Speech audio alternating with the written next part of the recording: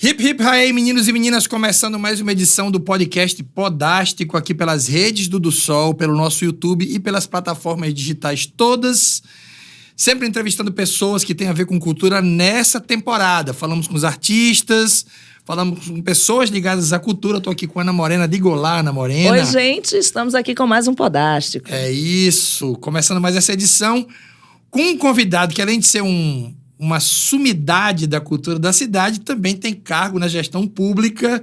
Dácio Galvão. Olá, Dácio, tudo bem? Oi, Foca, tudo bem? Grande prazer, Ana. Super satisfeito pelo convite. Uma honra que você está aqui com a gente. Obrigada pelo tempo, né? É difícil esse povo ter tempo, mas eles vêm. É isso, agenda complicada, mas conseguimos afinar. E, aliás, abraço a todo mundo do gabinete de Dácio. Sim. Que se esforçou aqui pra gente ter esse horário. Beijo, Valda, beijo, Maiara, Nízia. beijo, Bruna, beijo, Nízia, Todo beijo... mundo. Ai, meu Deus. Kelly, beijo toda todo turma. mundo. É isso. Dácio, quero começar pelo começo, que o nosso podástico sobre essas personalidades da cultura da cidade... É importante a gente saber de onde as pessoas estão e como elas chegaram até aqui, né? Estava conversando esses dias com Brisa, com Marilande, Brisa vereadora, Marilande secretária de Cultura do Estado, né? Extraordinária do Estado. E muito bacana ver a trajetória. E você tem uma militância na cultura que vai muito além do seu cargo de secretário de Cultura do município. Você estava nos festivais do Juvenal Lamartine ali dos anos 70, você estava metido na produção daquilo, era público. Conta pra gente como você começou nisso. Não, do Juvenal Lamartine não, mas da Fortaleza dos Remagos, sim. Eita, que é o Festival do Sol, não é? Chamado Festival Do Sol, é verdade. Então, naquela época eu já me envolvia, mais basicamente ali vinculado à literatura, na comissão de literatura. E eu tinha uma ligação muito forte de amizade, de prática criativa com J. Medeiros. Era uma referência ainda já estudante, a gente estagiamos junto no NACLE, no Núcleo de Arte e Cultura da Universidade, e ali a gente sempre me atraiu muito a cabeça e a versatilidade, a inteligência de J. Ele é mais novo que eu, né? Mas J me influenciou bastante nesse sentido. E aí... tinha as passeatas, né, poéticas naquela época, então era uma militância que envolvia a cidade, sim. E aí a gente estava sempre junto nas performances que a gente executava lá na Fortaleza. Eduardo Alexandre fazendo exatamente a Galeria do Povo, né, que era, enfim, uma galeria democrática, que o mural principal era ali na Praia dos Artistas. E era uma festa da cidade nesse momento. Tinha também a Cooperarte, né? Sim. Que era a Cooperativa dos Artistas, que tinha Novenil Barros, por exemplo, Dorian Lima, Aloysio Matias, Venâncio Pinheiro, um grande militante, né? Com o Grupo Aluá. Um público, assim, da militância muito vinculada naqueles anos ali da poesia marginal, né? 74... Era a maior expressão da época ali, era isso. A gente pegou um pouco retardado, né? Assim, a gente não correspondia cronologicamente o que acontecia no Brasil, exatamente não, era um pouco posterior, né? Então, se estava fervendo em 74, 72, Festival de Abertura, digamos que aqui a gente estava nessa onda em torno de 1978, por aí, 80. Demorava a reverberar para chegar até aqui. Demorava, é verdade. Mas é tudo no eco da contracultura, do movimento underground, do estoque, Monte Rei Pop, os festivais de cinema no Cine Rio Grande, promovido pelo Cine Clube Tirol. Eu me lembro que quando pela primeira vez foi exibido o estoque, foi uma loucura geral e total, né? Não havia ainda a descriminalização como está em curso aí, né, da cannabis, mas naquele tempo assim, já havia toda uma pauta transgressora sobre isso. Em relação a essa pauta de costumes. Né? E o Destoque foi assim, uma abertura geral para tudo isso. E, enfim, aqueles teóricos que estavam ali no jornal Rolling Stones, né? Que retrataram o movimento ali, né? O guruzão, né? O grande guru era Luiz Carlos Maciel, porque ele escreveu um livro, Nova Consciência, com vários artigos, né? Publicados no Pasquim. Naquela época era Krishnamurti, porque tinha um aspecto transcendental, né? Sim. Aí tinha o lado psicanalítico, Freud, Jung, mas tínhamos também ali George Maltin, né, Caetano, Janis Joplin, Jimi Hendrix, enfim. Dando uma linguagem pop jovem para essa... Total e radical. Né? Isso. Total e radical, porque eram textos... Marcel, inclusive, esteve conosco aqui, já na gestão pública e tal, passou discretamente, pouca gente sacou, mas ele esteve exatamente na mesa que a gente fez anos depois, muitos anos depois, no Pasquim. Mas aí, voltando, era isso. E tinha os festivais universitários também, né? Napoleão Veras, né? Napoleão Veras, uma grande figura, está aí, poeta, muito interessante e tudo mais, e com a música mística, que é uma música emblemática, assim, né? Daquela geração, né? Você tinha Mingo Araújo ali, grande percussionista. Cama de Gato hoje, né? Do Cama de Gato, Sim. Fez Fina Estampa com Caetano Veloso, tocou com Paul Simon, enfim, é uma figuraça, né? Mingo é uma figura... Uma geração pesada, hein? Pesadíssima. Nomes pesados da cultura potiguar. Aí tem Maurício Boga também, né? Tem o Carlinhos Gurgel deve ser dessa turma aí Carlos também. Gurgel, eu me lembro que na época que Mística ganhou o Festival Universitário, Carlos Gurgel fez uma performance incrível, eu nunca esqueço, eu fico até arrepiado quando eu me lembro, porque ele estava com aquele cabelão loiro dele enorme naquela época e com a malha colada no todo o corpo, e naquele tempo a onda era luz estroboscópica, então dava um efeito genial. Figura física lindo, dele. no Palácio dos Esportes. E Carlos Peru, negro, Black Power, Sim. com o corpo todo molhado de óleo, oleado, e brilhando, assim, é uma coisa linda. É uma maravilha, porque Grande são momento. pessoas que hoje continuam aí, né? O Peru, ele é sambista, né? Toca cuí, que eu acho que é o... Uma onda de forró também. Pois é. O E Rojão. Gurgel sempre foi essa figura incrível, assim, que transcende, que anda por todo... Perpassa, né? Perpassa. Ele já veio aqui na sede, inclusive, ver shows. Já. Figura que tá sempre... Era cabeludo? Muito cabeludo e barbudo. Também. Eu andava de tamanco, Oh, vermelho. meu Deus, que maravilha. Esquema, bicho grilismo, Ponta Negra, Barra Praia dos Artistas. E na né? época de vapor barato, ele tinha que usar mesmo o paletó de general. Sim. E naquela época era paletó puído, não era... Sim. Não era É engraçado, isso foi uma herança que o metal dos anos 80 seguiu, né? É como uma espécie de transgressão, né? De você usar uma... Hoje isso seria um pouco descabido, né? Assim, seria um pouco fora de lugar. Sim. Mas na época era uma puta transgressão, né? Você pegar uma roupa que o exército tá usando, tacar pet, né? Isso. Na minha época dos anos 80, tacar o pet qualquer pra coisa. assim, não, que isso vai ser reutilizado de um outro jeito, com uma outra imagem, né? Assim. Tem o Cascalhinho também, né? Que era um bar ali vizinho à Fundação José Augusto, que também foi emblemático, né? Walter Berber tocava lá, né? Walter Berber que era parceiro de Verso Lisboa e tal. Sim, etc. sim. E tinha também Verso fazendo uma peça incrível naquela época, era O Caminho do Bosque. Me lembro que tinha um detalhe lá na peça que dizia assim, a felicidade pode estar dentro de um grão de gergelim. Que tinha onda macrobiótica também naquela época e tal. Enfim, era uma efervescência. Isso tem a ver com o seu curso de letras? Eu ia perguntar agora, você já escrevia nessa época? O ambiente da universidade e tal? Não, ainda não estava nem na universidade nesse período aí, não. Depois é que eu ingresso. Agora, isso é o quê? 74, 75, rapaz, 78? eu creio que era 78, por aí. Sim. Eu sou de 1957, né? Então, nessa época, eu deveria... No auge dos 20 anos ali, 21. Mas, assim, sempre fui muito ligado em música desde cedinho.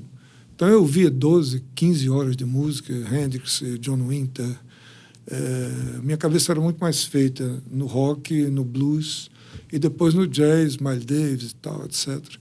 Mas depois veio a onda mesmo de Pink Floyd, né, do Maguma, a Tom Hit Madre.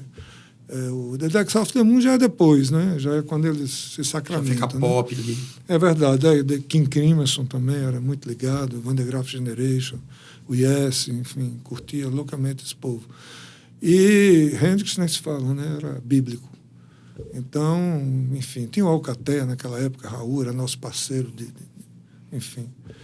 Graco, que tocava flauta, né? Que é irmão do Moisés de Lima, né? Sim.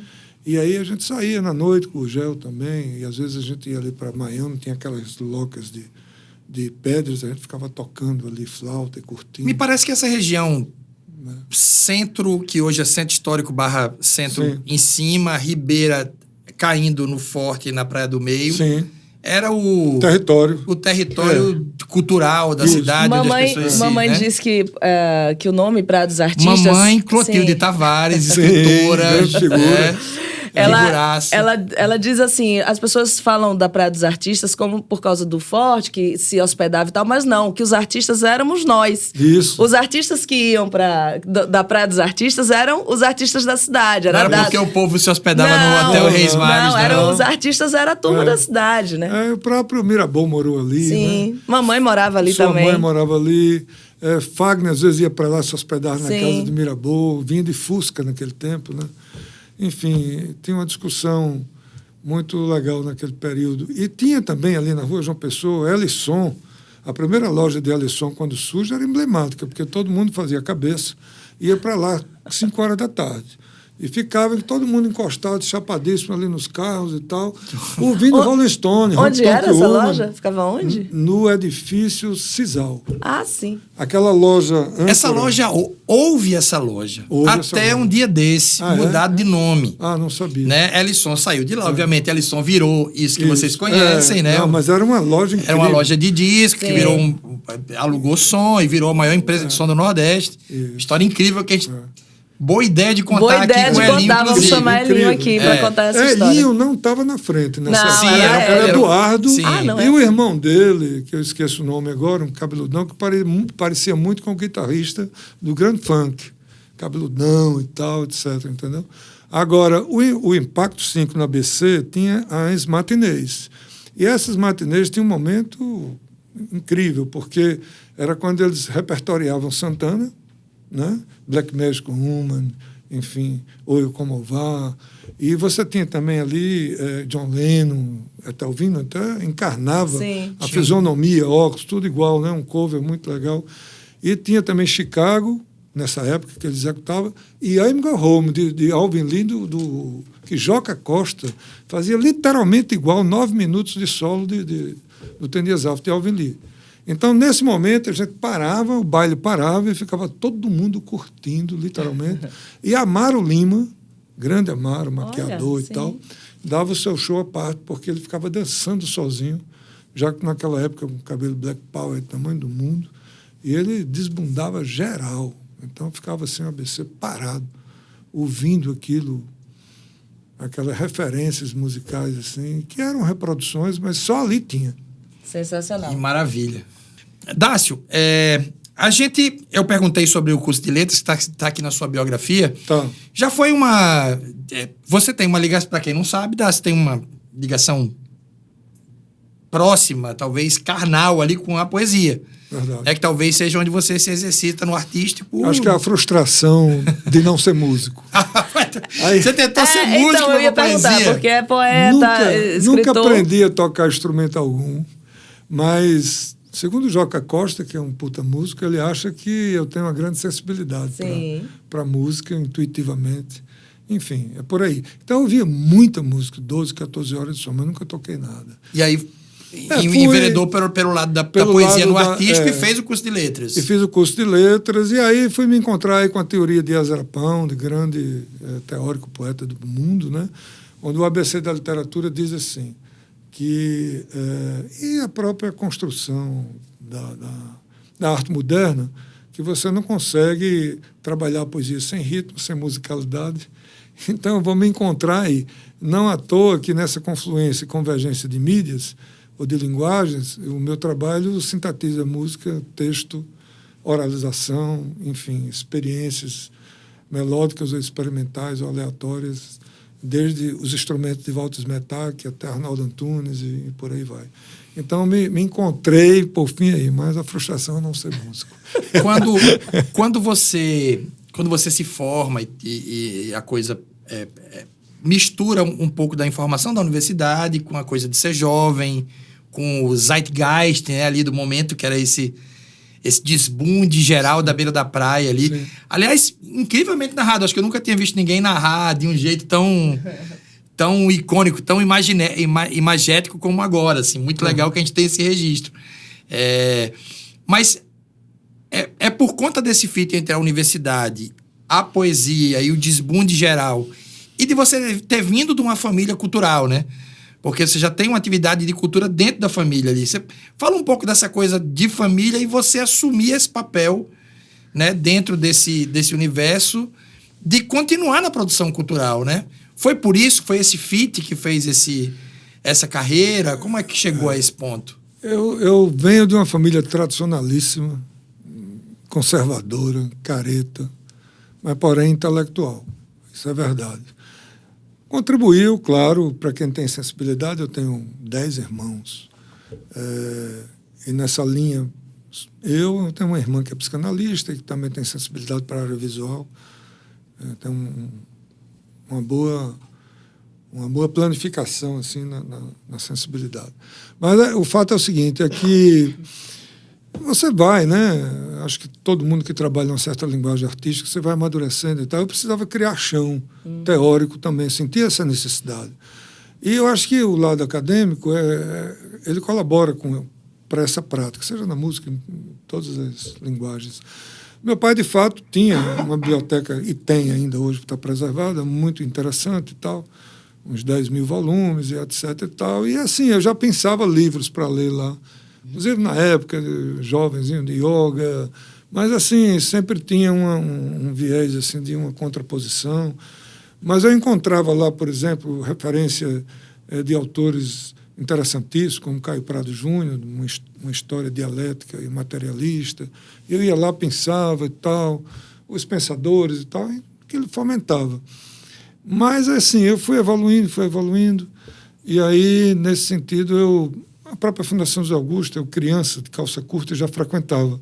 Meu pai viria a ser, enfim, o primeiro presidente, que era consultor na época jurídico de Aloysio Alves, aquele papo todo, e ambos construíram essa possibilidade lá da Fundação. Ele foi o primeiro e o segundo presidente.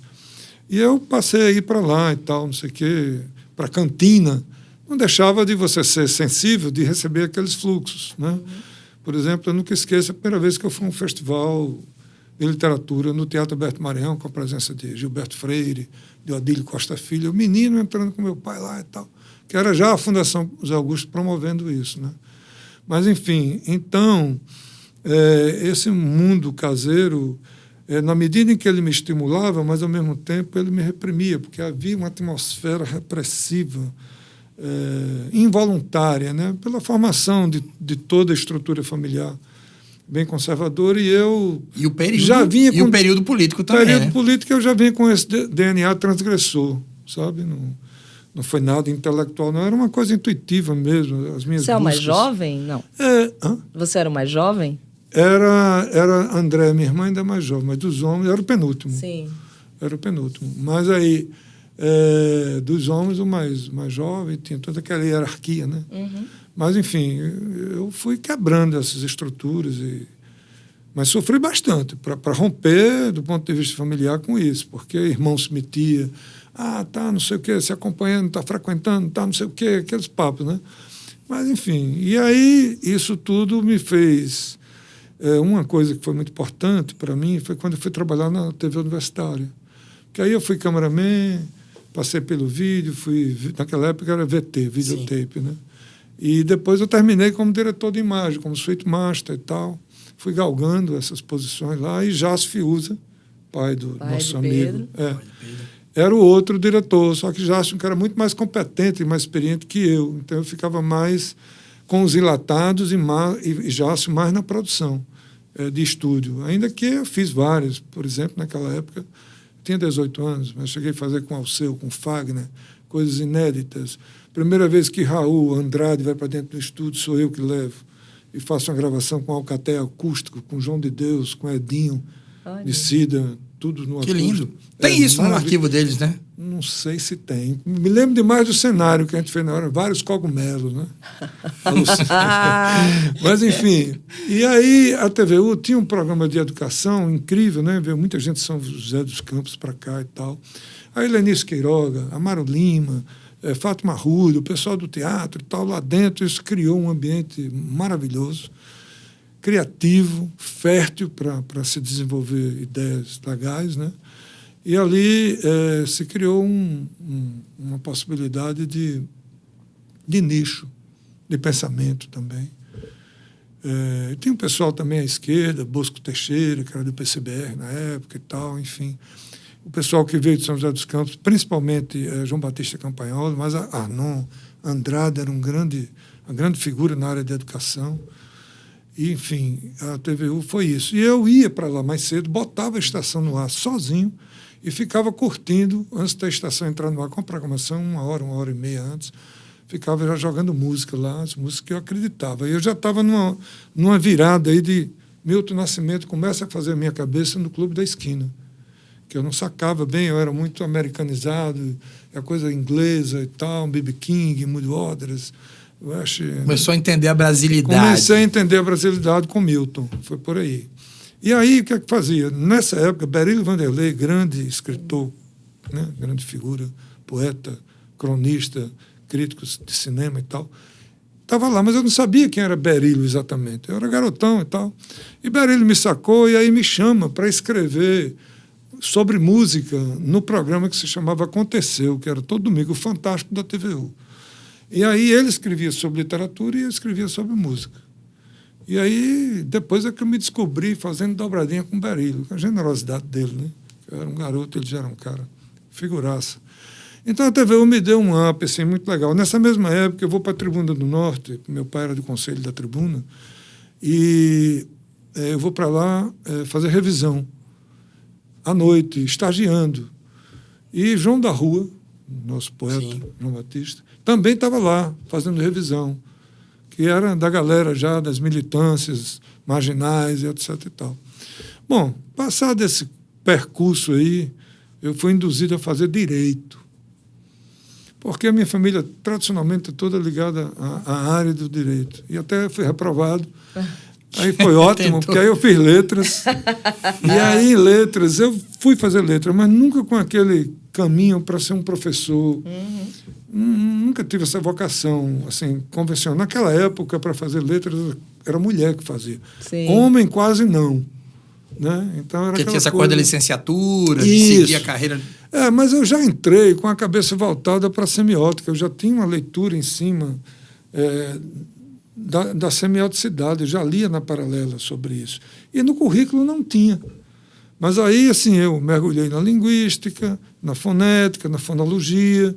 E aí o primeiro festival, o primeiro seminário internacional de semiótica, a universidade me manda, junto com o professor Chico Ivan, que é uma grande autoridade nisso, né? E eu sou o único aluno a ir para esse congresso na época, com a universidade pagando e tal.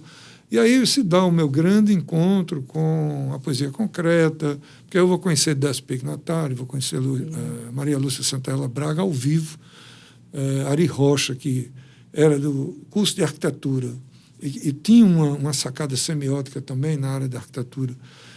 Me percebe, eu lanço uma revista chamada aqui, era Criação, aí tinha um subtítulo, uma revista vanguarda. E essa revista já tratava de poemas visuais e dentro dela tinha também um caderninho com textos teóricos, que aí eu trouxe Ari, Falve Silva e Venâncio Pinheiro para compor a revista comigo no conselho. Mas, na verdade, a idealização era minha mesmo, da revista.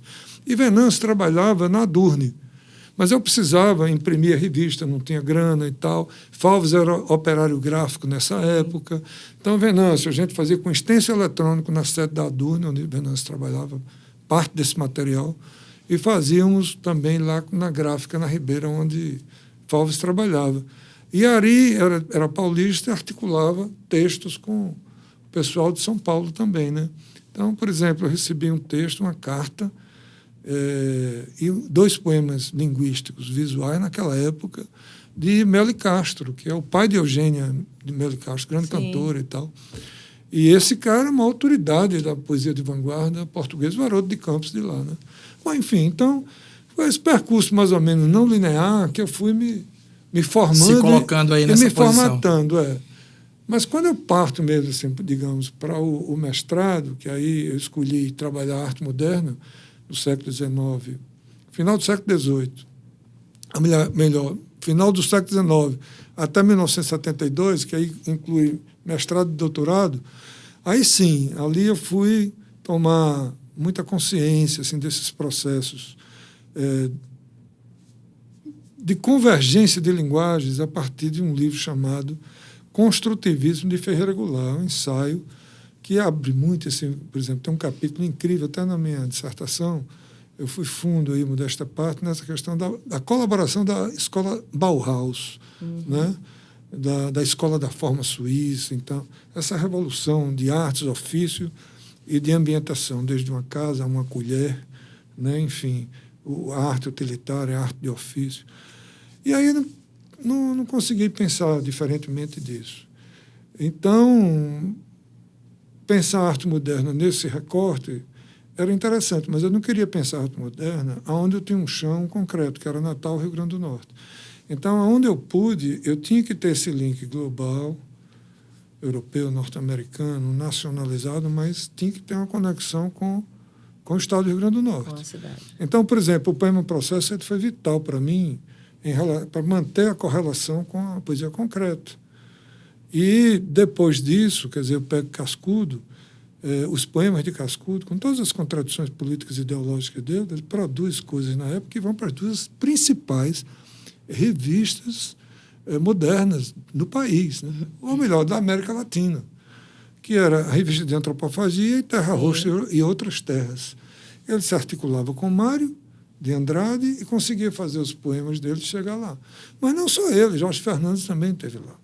Então, quer dizer, todas essas teorias que eu permeei, eu levei comigo, vamos dizer assim, esse substrato da produção local. E pensar isso é uma coisa complexa, porque Cascudo produzia aqui em 28, 26 e remetia para Carlos Drummond de Andrade, para Mário de Andrade, para Ribeiro Couto. Os pares eram pesados. Ribeiro Couto, que tem um poema dele chamado Brasil de Madrugada, que é publicado em 31, numa revista chamada Descobrimento, que Ribeiro Couto era, na época, embaixador do Brasil já em Portugal. E esse texto, Walter Franco até gravou ao meu convite, e Walter Franco, a gente conversando muito assim, seguramente podia estar no disco Tropicália, de Caetano, da patota de Caetano Gil e, enfim, Capinando Tom Zé. Tinha esse corpo para isso. Absolutamente tropicalista e Oswald de Andrade. E a relação que a gente consegue fazer com Cascudo é fora do âmbito comum, porque todo mundo, ou a grande produção acadêmica, relaciona Cascudo com Mário. Eu também relaciono, mas quase nada. A diferença é que eu vou relacionar Cascudo naquilo que ele busca de preceitos de vanguarda, inclusive com o dadaísmo, com Tristan Tzar e tal, e na base com o texto de Oswald de Andrade, que era o antropófago do antropófago, né? O cara que seduziu Tarsila, seduziu Pagu, enfim. Tinha um gênio, coisa, né? Enquanto Mário de Andrade estava fazendo um percurso interno, inclusive aqui em Natal, né? Para ver, assim, vamos dizer assim, as contribuições mouras, ibéricas e tal, todas no Nordeste e no Brasil, Oswald de Andrade estava mantendo contato com as vanguardas parisienses, com André Breton, com o surrealismo francês, Camus, com as grandes figuras do pensamento moderno do mundo, né? Então, essa junção de ambos Andrades deu no que deu. E o Rio Grande do Norte está dentro desse contexto. Foi aí, então, que eu me encontrei, porque era navegar muito fora, né? Era muito perder o chão, só ficar só nessa viagem. Esse centro, sul-sudeste, do ponto de vista de produção acadêmica, já fizeram tudo o que tinham que fazer por lá. Agora, a gente é que precisava deslocar esse eixo e dizer, nesse momento nós existíamos também, não é? Então, isso é uma discussão que continua, né? O centro está sempre... Agora, o detalhe disso tudo, vocês exploraram coisa de música. A minha tese de doutorado, por exemplo, não parte em cima da literatura. Sim. Eu produzo um disco de Câmara Cascudo, eu musicalizo esse disco de Cascudo, com Arrigo Barnabé, com Walter Franco. Um monte de gente incrível. Com a Orquestra Sinfônica, com Dominguinhos, enfim, Roberto Corrêa, que toca viola de curso. Sim. E tal, não sei o quê. Pois Mineirão. Mineirão. E, enfim, uma série de pessoas, assim, bem... Zé Celso Martinez Corrêa, com Cid Campos e tal. Então, a vocalização dos poemas de Cascudo é que me leva a gerar, por exemplo, a tese de doutorado. Então, eu parto de uma literatura que eu musicalizo para poder confluir com tudo isso que a gente está falando aqui. Então, é por aí. Não sei se eu me desvio. A sua memória sempre foi assim, prodigiosa, porque é impressionante a quantidade de nomes, e de detalhes e de datas que tu cita com uma facilidade. Eu não consigo lembrar Toda vez que eu vou falar nomes, eu fico gaguejando. Esqueço o nome do povo. Não, eu tenho uma boa memória. Muito boa. Consegue... Agora, assim, essa coisa da gestão, por exemplo, meu pai morreu em 81. E no inventário dele foi até publicado, porque era um inventário lítero. Então foi publicado uma página na Tribuna e tal, parte dele, né? Aquela coisa cristã, do humanismo cristão. Meu pai era um cristão teologicamente vinculado a Tristão de Ataíde e tal, que até no final da vida Tristão teria uma vida, como é que eu diria assim, mais progressista, né? Dos anos 63, 64. Meu pai se manteve ali num centro-direita até o final. Mas, enfim, e aí... eu me perdi um pouco agora. Sim, aí meu pai falece e deixa no testamento dele pedindo para que não se guardasse egoisticamente o acervo dele. Então, doar o acervo para a universidade, ou doar, enfim, não seria talvez uma boa experiência. Então, eu propus à família, na época, que a gente criasse uma fundação com o nome dele.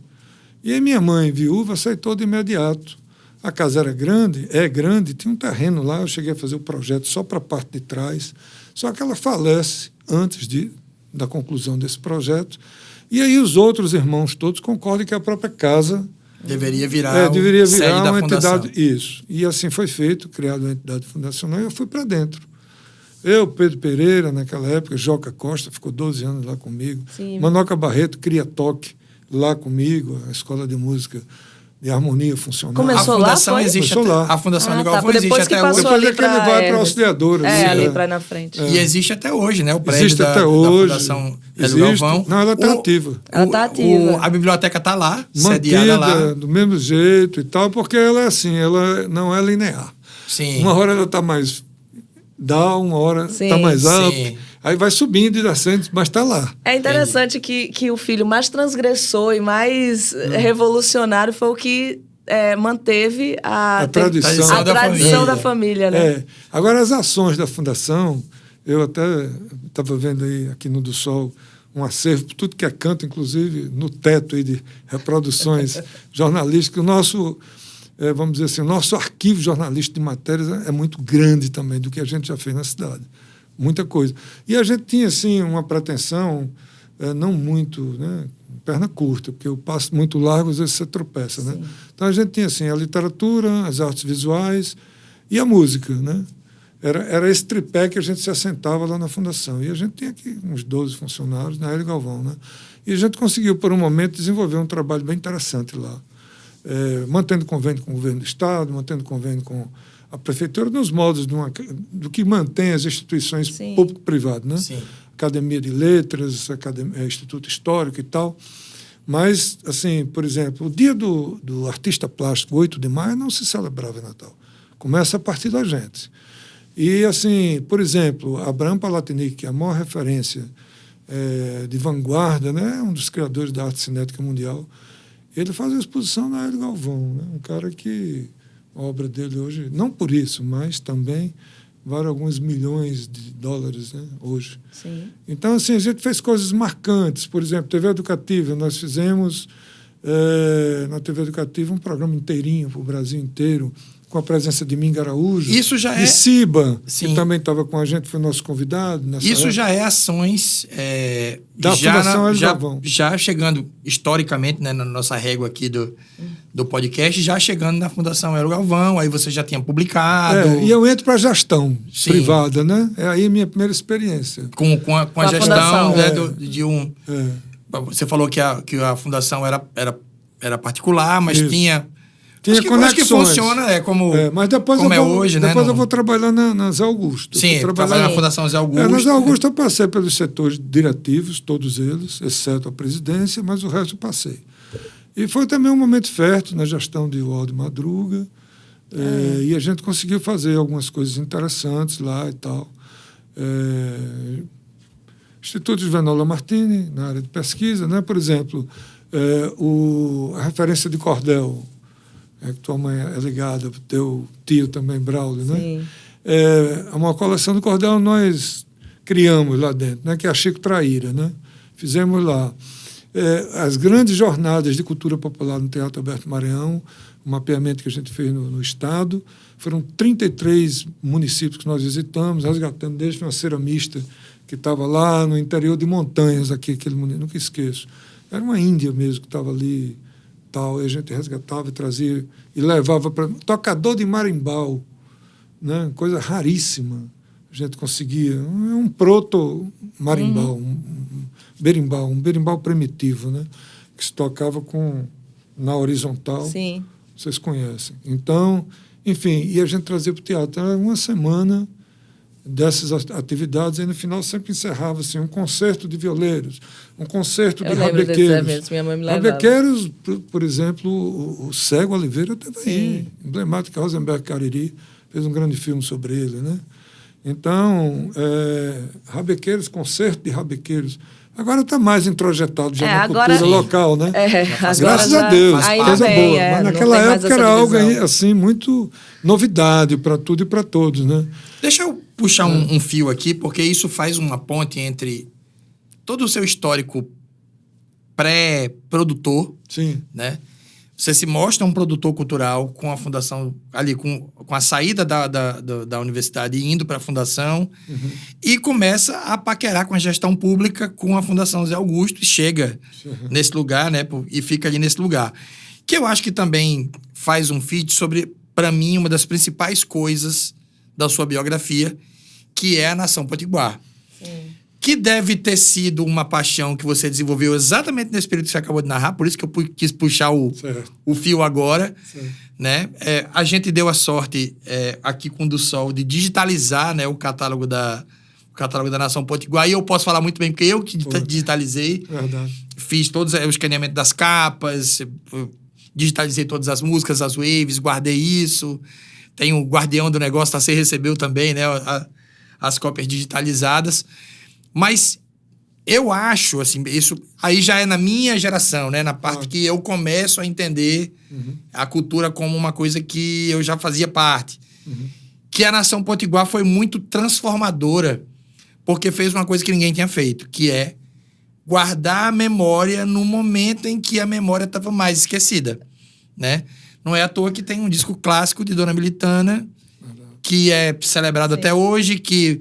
é dote do Google, né? Quando dá o dia dela, o Google vira Dona Militana ali. Pra quem não sabe, né? Aquele template de capa do Google ali, ele é simbólico no Brasil, vai acontecendo coisas, ele vai mudando.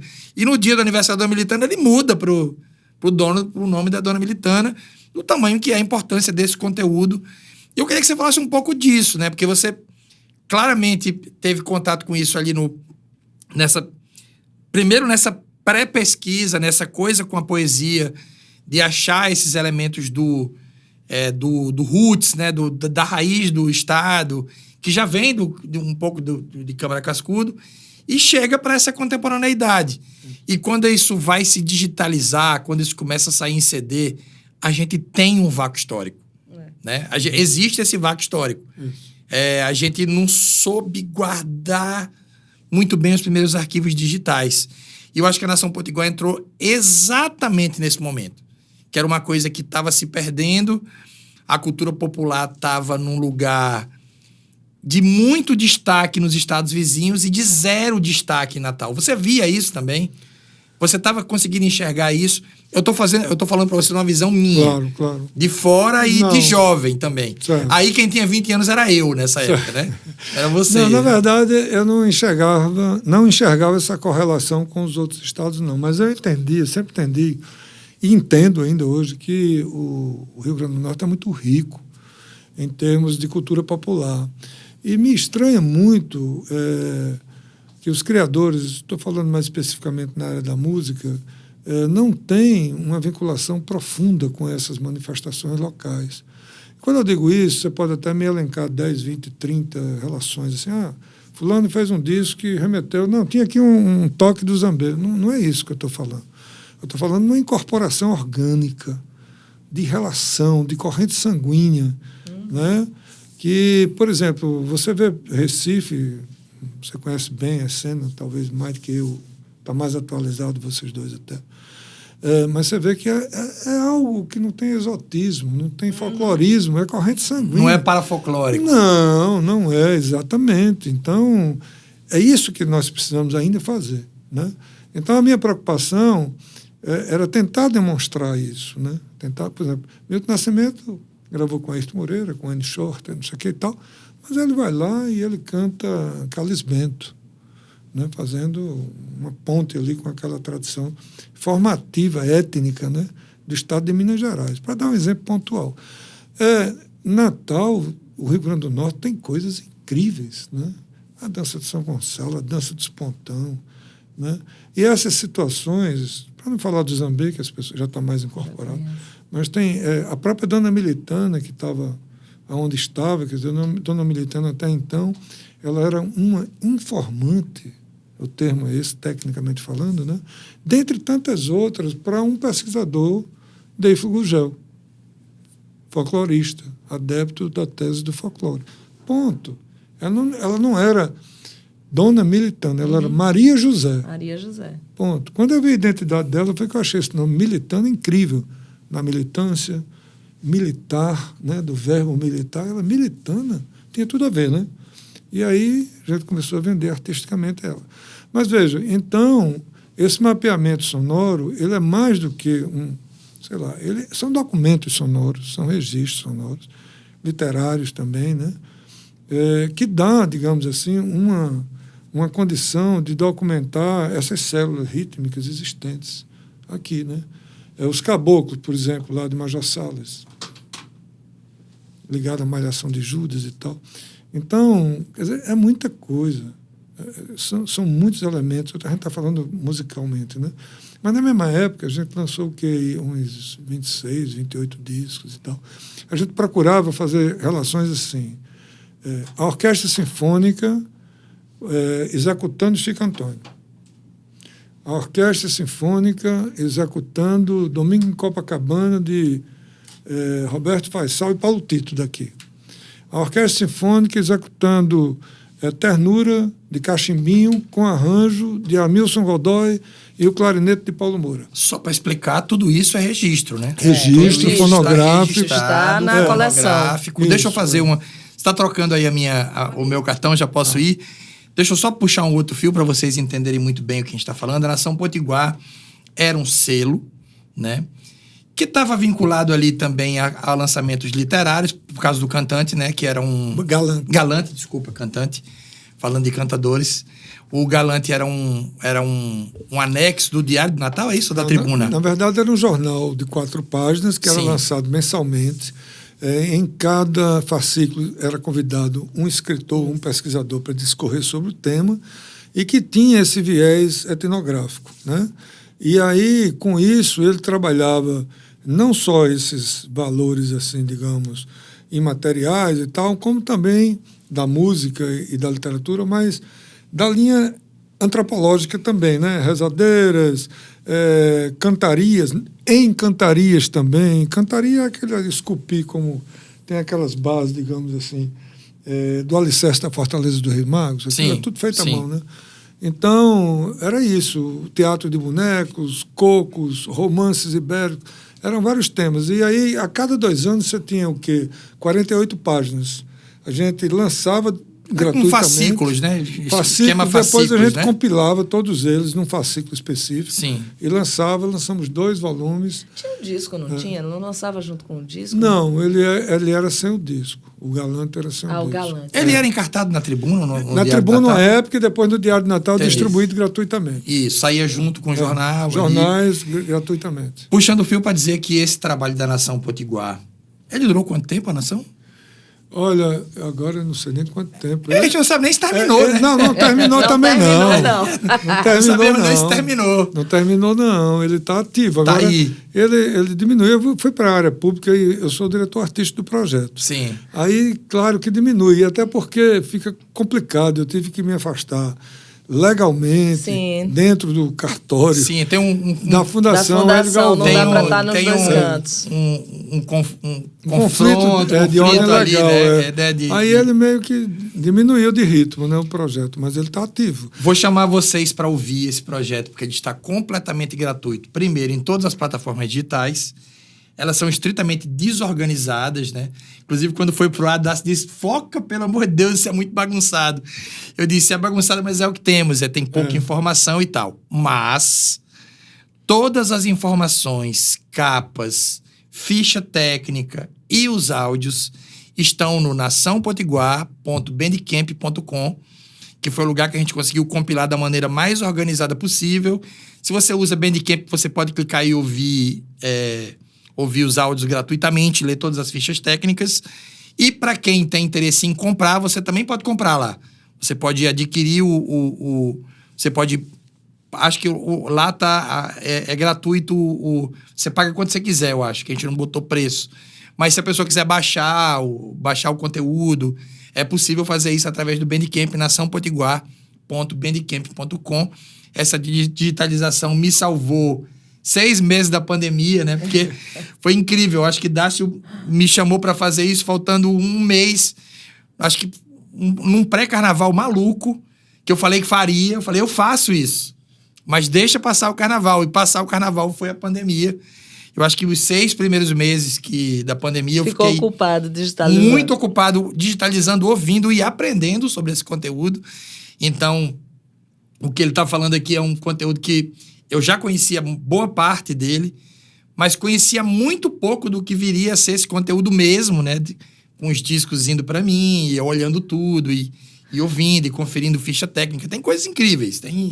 Eu penso que esse tipo de ação é uma ação que a gente só sabe a importância dela e como ela é forte passados vários anos, né?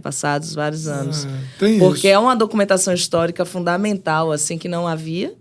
Né? E eu lembro que, vez por outra, alguém pergunta, eu queria ouvir coisa da militânia, a gente disse, tem na Nação Potiguar.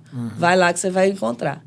Né? E nas plataformas digitais. Uma coisa interessante lembrar, por exemplo, o disco do Zambê é o único que existe, né? Que a gente até teve problema. Sim. E o mestre Geraldo já se foi, né? Pois é. E tá aí, esse material é o único, porque... Às vezes esse termo Zambê ficou meio assim, tal. Zamberacatu, por exemplo, mas não tem nada de Zambê ali, né? Sim. Ali tem de maracatu mesmo. Pernambucano mesmo, né? De Zambê só o mestre Geraldo. É o que tem, né? E até aquele momento a palavra Zambê sequer se repertoriava no meio artístico de Natal. Deixa eu ouvir pela primeira vez com Cleudo, talvez. Né? Cleudo fez aquele estudo, foi, né? Foi Zambê Crossover. Isso. Né? Acho que é muito inspirado ali no Mangue Beat e tal. Também nessa ideia que você falou também de uma certa... Mas muito pontual. Né? Originalidade da música, uma busca ali, né, no caso. Né? O que eu insisto e discuto e provoco é que isso não deveria ser pontual. Sim. Isso deveria ser dentro. Nada contra você gravar um maracatu ou uma cúmbia, absolutamente, ou um blues, nada disso. Mas nós temos células rítmicas aqui incríveis, né? Por exemplo, quando eu peguei Música de Feitiçaria, de Mário de Andrade, que tem 16 partituras que ele coletou aqui, de Jurema. Ora, nós estamos discutindo o quê? Políticas afirmativas, afro-indígenas, não sei o quê, tá assim, né? Uma discussão, que maravilha. Tá quente. Mas Mário já pegou com profundidade, porque ele partiturou tudo lá que está escrito, 16 linhas de Jurema, que é o Nordeste profundo, é o Rio Grande do Norte profundo. Peguei 3 dessas linhas partituradas e encaminhei para o maestro Gil Jardim, que hoje dirige a OCA, que é a Orquestra de Câmara da USP, mas que regeu a Filarmônica de Berlim, enfim, um dos maiores, fez com Naná Vasconcelos um grande disco, etc. E ele pegou e fez o quê? Um arranjo sinfônico dessas linhas de catimbó. Entende? Quer dizer, são células nossas, coletadas aqui, né? Afro-indígenas. Tá?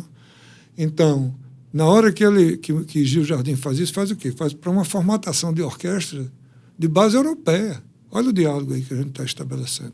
Afro-indígena com o iberismo e com a base aqui no Rio Grande do Norte. Né? Agora, se Pernambuco faz isso, A coisa toma uma dimensão porque parece que as antenas e a sim. sensibilidade de quem produz é maior, não sei. Eu tenho um texto que eu assim, claro que se eu estou falando da minha geração e tal, eu conheço a cultura popular, pesquiso a cultura popular, ela é forte aqui, mas eu acho que essa herança americana em Natal, Sim. ela tomou um tamanho que a gente não conseguiu se livrar, assim. Não que a gente tente se livrar ou que isso seja histórico. Claro, claro. Mas a única banda brasileira que faz sucesso no Brasil cantando inglês é da onde? É de Natal. De Natal, né? Tirando o Sepultura, é o Far From Alaska. Sim. É uma banda cantando em inglês. Quando eu olho e digo, isso não é de graça. Não. Isso é parte... Quando eu comecei a sair em Natal, em 1989, só tinha show de blues para assistir. Maravilha. Velvet Blues, GRM Blues, Mad Dog Blues, Índigo Blues e muitos outros. Por quê? Porque é herança, né? Uma herança dessa Segunda Guerra que ficou... Não, isso sem dúvida. E é legal isso. Isso, faz parte do cosmopolismo das cidades. Exatamente. Explica muita coisa. Nada contra. Explica até um certo bloqueio. Você vê, por exemplo, o Mangue Beat, do qual eu sei que você é aficionado, a parte que Chico Sá, assim, quer dizer, o ponto de partida dele, na verdade, teoricamente, foi a literatura, foi Josué de Castro. Sim. Né? Quer dizer, uma grande sacada ali sociológica. Josué de Castro mais maracatu. Aí ele que coloca ele ouviu hip hop, aí ele vai, amigo, tudo. com rock and roll e tal, etc. Né? Ele vai embora. Mas eu acho que a gente está nesse momento, talvez, não só aqui em Natal, mas em várias regiões, eu circulo muito, dessa volta, sabe? Desse reconexão, né, com esses sons e com essas coisas da região, né? Eu sinto muito isso. Vendo shows e vendo pessoas... eu tenho uma amiga, que é a Bia Nogueira, que ela faz um trabalho com o Congo lá de Minas. Sim, né? E ela usa um instrumento que é um instrumento característico. Ela dança tocando, amarra nas pernas, e ela faz uma dança que é percussiva, só que ela tá cantando uma música totalmente... mais pop e tal. Pop com synth, com não sei o quê. Vem pro Festival do Sol, inclusive. Então, eu vejo isso em outras cidades. Eu acho que Belém tem muito isso, né? O Pará, ele é muito forte nessa... A gente descobriu uma coisa que demorou um pouco pra gente. A brasilidade brasileira... Não pode ser a brasilidade da Tropicália. Isso. Não pode ser a brasilidade do Mangue Beat. Não pode ser a brasilidade do Clube da Esquina. Não pode ser. A brasilidade brasileira é muito maior do que essa brasilidade. Sim, não pode ser só, né? Que a gente conhece como a nossa representação de brasilidade. Essa discussão é uma discussão de agora. Ela já deve estar aí há muito tempo. Aqui a brasilidade ribeirinha, amazônica, lá. Quando você fala isso, a brasilidade brasileira é Mário de Andrade puro. Total. É um Brasil ele profundo. Ele defendia até a gramatiquinha brasileira, né? Porque linguisticamente você vai ali para o norte e se fala de um jeito. Muda tudo. Sim, exatamente. Muda tudo. E eu acho que agora a gente está aprendendo a lidar um pouco melhor com o Brasil do jeito que o Brasil é. Isso. E não do jeito... O Brasil da TV, ele passou um pouco, né? Porque claro. como a gente repete na TV, isso é replicado nacionalmente, né? A grande torcida do Flamengo, a grande torcida do Corinthians, a grande música brasileira de Caetano, de Gil, são absolutamente incríveis, símbolos, né? Claro. Brasileiros com muita brasilidade. Mas, de certo modo, isso também... Passa um lençol em cima de uma brasilidade muito mais regionalizada. Mais ampla, né? Agora, das quais a gente não tem muito acesso ou não replica muito. Não replica muito. O acesso eu acho que está disponível. Precisa ter sensibilidade e buscar. Mas é muito rico. Eu vi agora, por exemplo, em São Paulo, nessa comemoração da Semana de Arte Moderna, uma tradução prática. Quer dizer, era uma grande mostra de arte visual, onde estava lá, por exemplo, o Erasmo Xavier daqui, de Natal, do Rio Grande do Norte. Estava lá Maria do Santíssimo, né, como representações modernas. E ela é uma pintora primitiva ali de São Vicente. Né, mas deslocando esse eixo. Né, quer dizer, essas vertentes a gente tem.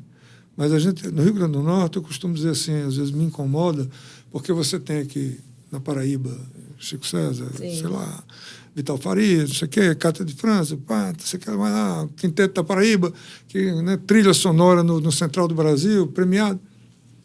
Aí você vai para o Ceará, pessoal do Ceará, né? Sim. Rio Grande do Norte. Aí vai para o Maranhão, Zé Cavaleiro e tal, não sei o quê, né?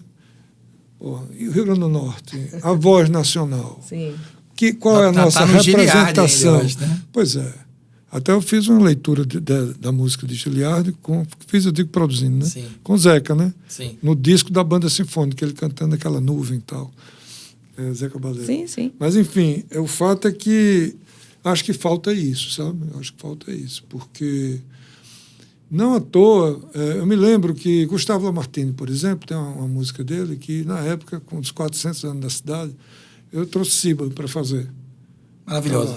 Ficou, você conhece. Despacho. É maravilhoso. Então, quer dizer, essas conexões a gente tem. O General Junk fazia umas coisas, né? O Negão. Nega Edmundo? Não. Sim, também fazia algumas coisas em cima da embolada. Bola funk. Cristal fez alguma coisa. Mas, assim, são pontuais.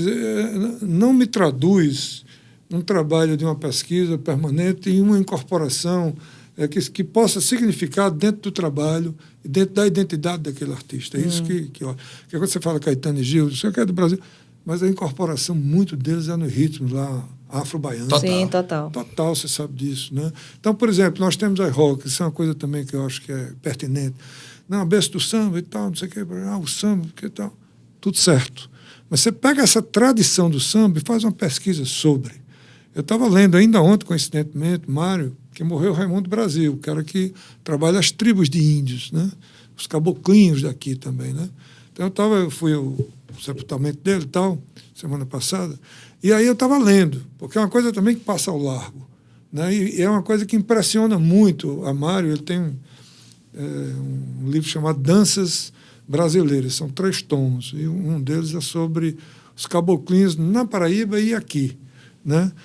E ele falando o quanto impressiona aquilo, aquelas representações, principalmente do ponto de vista coreográfico, da dança, menos até da musicalidade e do texto, né?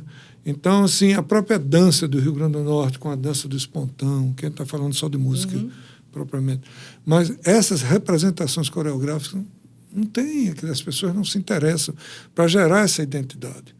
Antônio Nóbrega vem aqui. Eu chego um dia no Teatro Denoir de Oliveira, ele estava ensaiando em São Paulo, ele ensaiando, incorporando já e misturando os passos de Zambé para um espetáculo que significava retalhos da dança brasileira e incorporando já a coreografia do Zambé daqui. Quer dizer, que é uma coisa única, segundo eles, todos aí que pesquisam muito mais do que a gente. Não há outra configuração igual no resto do país. Então, a gente tem essa genuidade, né? Essa coisa genuína, entendeu? Isso me incomoda muito. O Severino Ferreira, grande repentista daqui, falecido e tal, etc., chamei Chico César para fazer, na época. Chico, eu vou fazer com Descarga Violenta. Você lembra dessa banda? Claro. Pois é. Então, vamos lá. E fizemos. Está gravado lá do CD homônimo Potiguar, né? E Chico fez, do repente, uma pegada meio roqueira e tal, ficou... É esses diálogos, né? Sem xenofobismo que a gente faz. Na hora que a gente pega o disco, Filinto Lúcio Dantas, o grande compositor do Dobrados, naquele disco lá que você colocou nas redes. Não. Bom, Rogério do Praia que faz o arranjo. O cara que, estudou com Stockhausen, sacava de John Cage, e todo musicalizou Tropicália. Pois apenas. Apenas. E aí está lá. Está arranjando a figura de Filinto Lúcio Dantas. E aí, fora disso daí, a gente tem um outro contexto. Nesses discos Nação Potiguar, tem um chamado Poemúsica no singular, onde você tem, por exemplo, presente lá Moacir Cirne daqui, fazendo um poema fônico, é a única gravação do Moacir Cirne. Um cara que, até então, só Chico Buarque havia ganho o prêmio cubano Casa das Américas. O Moacir já tinha ganho, mas não tinha reconhecimento aqui. Ele está lá registrado, né? Então, essas situações. Walter Franco, que é um cara que faz um disco emblemático, eu vou jogar a meu favor agora, me permitam, sem nenhum narcisismo, mas é uma realidade. Está lá no Globo.com, paulistas, se vocês foram lá, Globo, o G1, né? Sim. Tem lá uma grande matéria, uma página inteira, que ele estava para lançar o último disco dele quando ele morre, né? E aí não consegue lançar, mas o projeto estava pronto. Tem uma grande entrevista dele. E aí ele está lá revelando que vai trabalhar 3 poetas no próximo disco dele. E aí era Paulo Leminski, Olavo Bilac e uma figura chamada Dácio Galvão. Não, entenda. Assim, Excelente. mas porque a gente já vinha num trabalho de Ele relação... participou de vários áudios da Nação Potiguar, né? É, Vários exatamente. convites. Por exemplo, a releitura que ele faz de uma toada de Boi de Reis é algo sensacional. Um negócio assim incrível. Numa levada groove e tal, entendeu? O baixista é Rodolfo Grani, que sempre trabalhou com Maltner ali e tal. E aí, Walter faz essa leitura. Agora, quem é Walter? É o cara que inaugura, né? Junto com Macalé e tal, mas o grande disco dele, o disco da música, o álbum branco, é a ruptura. Só igual, ou parecido, ou próximo, esteticamente, é o Araçá Azul, de Caetano. Né? Tanto que Walter era chamado por Caetano de Oswalter, num neologismo, Sim. referenciando Oswaldo de Andrade. Caetano chamava ele assim, de Oswalter. E é um disco pepita, né? Assim, uma das pepitas da música brasileira, assim, Exatamente, que tá ali. Então, eu acho assim que essas coisas, o trabalho que vocês fazem aqui, o do Sol, o trabalho que eu noto que você vem fazendo com essa relação com a música do Norte, eu acho incrível. Isso me chama a atenção. Porque é também, assim, digamos, um alijamento, né? Eu sei que está meio sendo absorvido a produção da região norte no Brasil. Sim, que bom sim. que esteja, Que né? Isso. Muito legal que esteja. Mas a gente sabe que é uma coisa que a indústria vinha mantendo à margem, né? Sim. Por muitos Tinha indústria historicamente. própria, né? Indústria própria. Indústria própria, exatamente. Aí você sabe Que falar rolava só lá. melhor né? do que eu. Eu me lembro de uma época que eu acho que foi a Regina Casé fez um desses programas Sim. que ela apresentava, que já me bateu assim fortemente, que era acho que do centro para a periferia, Sim. algo assim, Sim, né? ela tinha. Que já mostrava essa coisa da indústria própria, inclusive de alto-falantes. Tem muito. Né, em Rádio cima, na rua. Isso, Ó, exatamente. doideira. Né, e Manuel Cordeiro, né? Sim. Que é o cara que Ele- já escreveu aí muita coisa sobre. Já gravou Deus e Nossa Senhora. Eu não sei se eu desloquei o foco. Nada, deslocou nada. É. Eu vou encerrar, indo para o caminho Tá. de encerramento, para agora, Tá bom. que é o Dácio Galvão, que 95% das pessoas da cidade conhece, que está na gestão pública como secretário de... Primeiro como Funcarte, né? É. Como Presidente da da Funcarte. Funcarte, e depois como secretário de Cultura do município. E a gente estava fazendo uma conta antes de começar, que nem a gente sabe quanto tempo é. Mas chegamos à conclusão que vão ser 12 anos, né? Não de uma vez, né? Ou de uma vez? Não, só não foi contínuo na gestão. De 2004, 2008, né? E depois, quando você Que a retornou, gente, não saiu mais. a gente apoiou Fátima para prefeita naquela época, né? Inclusive, eu produzi nessa época, a pedido dela, um disco de Antônio Ronaldo, assim, correndo e tal. Ela até escreve o texto. E perdemos a campanha para Micarla de Souza. Aí, nesse momento, Você Você saiu. estava como presidente da fundação. estava Capitania das Artes depois voltou. e secretário de Cultura. Mas Quem aí, era prefeito desse 2004? Quem era a prefeitura de quem? Carlos Eduardo era prefeito, né? Apoiou Fátima, e depois vem Micarla, e depois vem Carlos, e depois vem Álvaro. Depois vem Sim. Álvaro, é isso. É. E aí ficou 4 anos, né, com Na o Carlos, verdade- aí volta com o Carlos Eduardo. É. Aí ele Quando se ele candidata, né, vai tentar uma candidatura, entra Aí Álvaro me Álvaro convida. Dias, 2 anos, e agora É. os 4 anos da gestão. É importante dizer que nenhuma dessas minhas, digamos, ocupações oficiais e não ocupações artísticas, eu articulei politicamente isso. É bom deixar isso público. Eu sempre fui convidado em todas as ocasiões. Que a gente chama de cargo. Esse Que não é. Ai, meu Deus. QI, Tá vendo? quem indica Não, é uma indicação política. que né? não é política. É, Tem não. outro nome, Técnica, que é né? uma indicação técnica, é isso. Que é uma indicação de um gestor não do fui, mercado. não fui indicado nem para Carlos Eduardo, nem fui indicado para Álvaro Dias. Ambos me convidaram e eu aceitei o convite. Vou fazer uma pergunta que eu sempre E o tive futuro curiosidade. é o futuro, né? Sim. Até agora.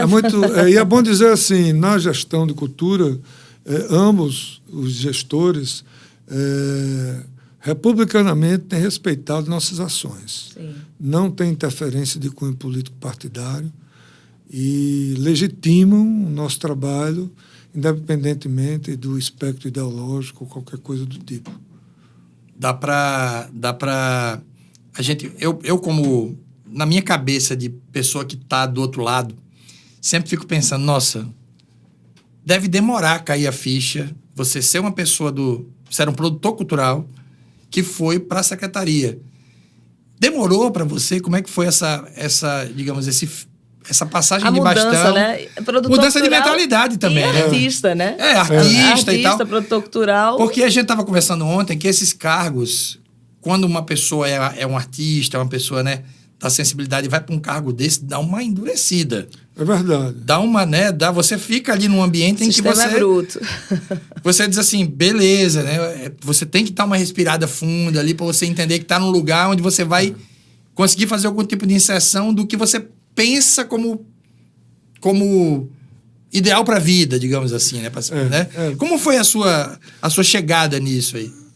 Eu acho que a Fundação Hélio Galvão foi um degrau para isso, porque, coincidentemente, eu fui conversar, na época, com o então prefeito Carlos Eduardo, e aí, em cima de um projeto para ver se gerava uma parceria público-privada e tal. E foi a partir daí que, inusitadamente, ele me convidou e eu fiquei assim, meio tonto, mas, ao mesmo tempo, seduzido, porque quando você está na gestão, apesar desse engessamento que você falou, e realmente é complicado, porque digamos assim, a letra fria da lei, né?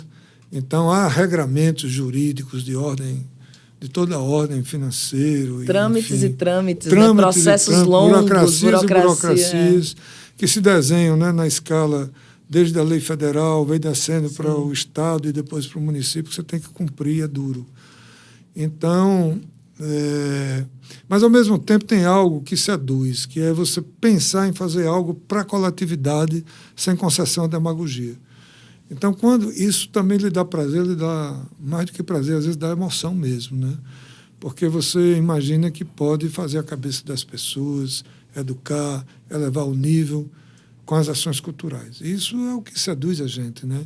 Acho que no cerne de tudo que a gente cria, produz, artistas e tal, produtores, é fazer com que a população eleve sua alma, seu espírito, sua percepção, enfim, de mundo, em todos os sentidos, né? Então, isso daí foi um contraponto. Ao mesmo tempo, a figura de Gilberto Gil sendo ministro, a figura... Eu cheguei, por exemplo, no Ministério, uma época, com Dona Militana para receber o então Prêmio de Mérito Cultural, onde estavam relacionados Augusto Boal, figuras incríveis assim, como ela. E aí eu encontro lá José Roberto Aguilar, grande artista e músico performático, de onde saiu Arnaldo Antunes, Paulo Miklos, etc.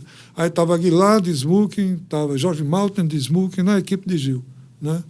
E tinha mais outra pessoa que eu não estou recordando agora, estou me lembrando deles dois, com os quais eu já tinha contato, todos dois. Então, aquilo me confortava ver também artistas envolvidos na parte burocrática, digamos assim, da esfera federal, né? Isso era sedutor. Então, aquilo também me conformava, porque eu me via, se não como um multimídia artista, mas alguém que estava num processo criativo mesmo, e por força de circunstância familiar, eu fui para a Fundação Hélio Galvão, mas era uma instituição que eu respirava muito mais livremente, né? Porque, enfim, particular, enfim, privado, né? Era diferente. Então eu fui, e também eu tinha a sensação que lá chegando, nós poderíamos dizer assim, a nossa geração vai estar com a ferramenta poderosa na mão, né? E aí eu acho que a gente conseguiu, na primeira gestão, de fato, fazer um trabalho assim, que dialogou muito, né, com muita gente, Capinã, com Ivan Lins, na área musical, né? Mas na área literária, me lembro que o Dia da Poesia teve um café da manhã que a gente fez, que estava lá no café, Cid Campos, Adriana Calcanhoto, né? Quer dizer, outro padrão para a gente fazer um recital só de texto poético, né?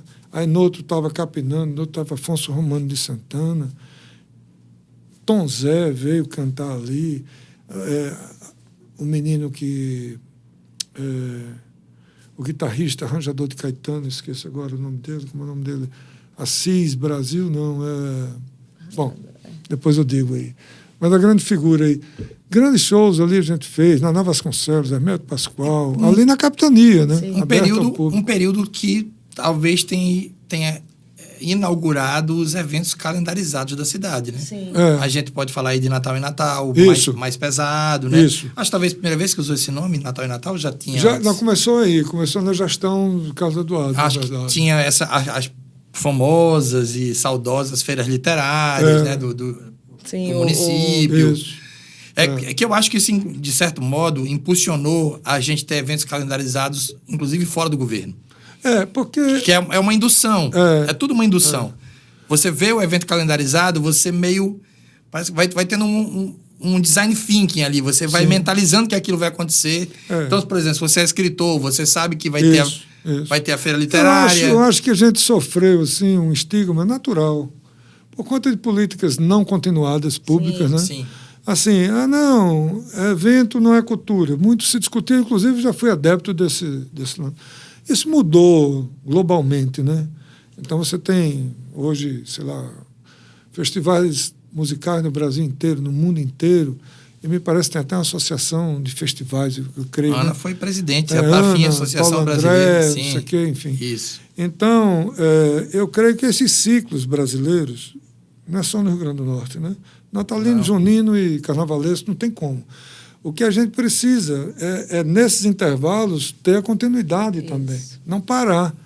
Porque com o advento aí seria uma discussão mais complexa e tal, dessa coisa do neoliberalismo, capitalismo, giro de roda do capital, lá vai. A gente tem que fazer a economia criativa girar. Mas mais do que a economia criativa, a economia da cultura, que aí é onde entraria... Para nós, todos, eu acho que nós desejamos isso, processo de formação mais intenso, ou então numa mesma proporção dos eventos, que também faz a cabeça. Sim. Mas evento sem bem cultural não existe, né? É uma discussão que a gente tem toda hora. Assim. E a gente tem sem ter bem cultural, não tem Feira do Livro, não tem Festival do Sol, não tem nada, não tem nada. Exatamente. Então, por exemplo, o aspecto de oficinas, de formação, isso e aquilo, a gente carece de investimentos ainda na área, porque... Muitas vezes o gestor maior, isso vale para tudo que é canto aí, não é só Natal, né? O gestor maior, ele tem a tendência de ver gente, que ele quer ver mobilização de público, né? Custo-benefício, né?